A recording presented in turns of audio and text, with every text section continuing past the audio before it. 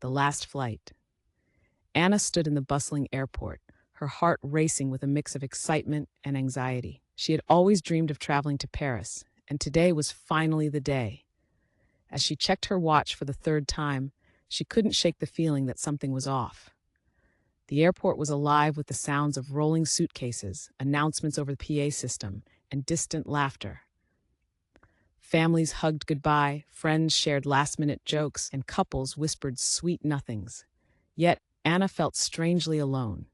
She took a deep breath and reminded herself of the adventures awaiting her. As she approached the gate, she noticed a young boy sitting alone, his face pressed against the glass, watching planes take off. She smiled at him, and he returned her gaze with wide eyes filled with wonder. "Are you going to Paris too?" he asked, breaking the silence.